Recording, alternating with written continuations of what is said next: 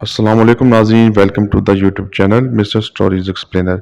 आज की एक और मज़ाहिया कहानी के साथ आपकी खिदमत में हाज़िर हैं।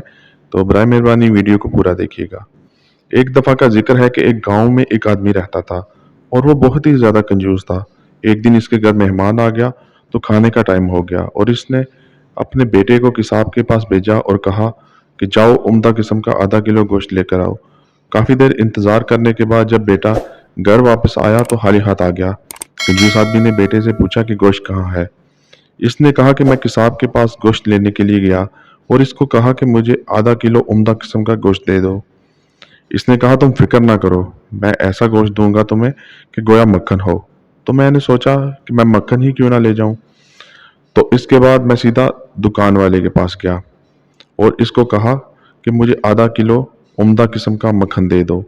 तो दुकान वाले ने कहा मैं तुमको ऐसा मक्खन दूंगा कि गोया शहद हो। मैंने कहा अगर ये बात है तो क्यों ना मैं शहद ले जाऊं। फिर इसके बाद मैं शहद वाले के पास गया और इसको कहा कि मुझे उम्दा किस्म का आधा किलो शहद दे दो।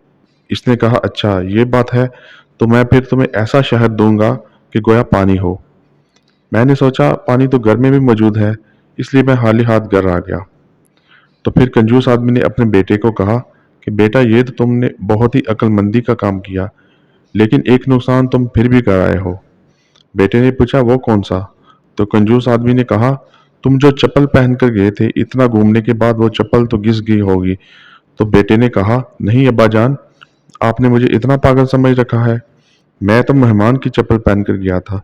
ये सुनने के बाद मेहमान के तो होश ही उड़ गए और वो वहां से भाग निकला कि दूसरे टाइम का खाना खाने के लिए इससे ज्यादा मुसीबत ना झेलनी पड़ जाए।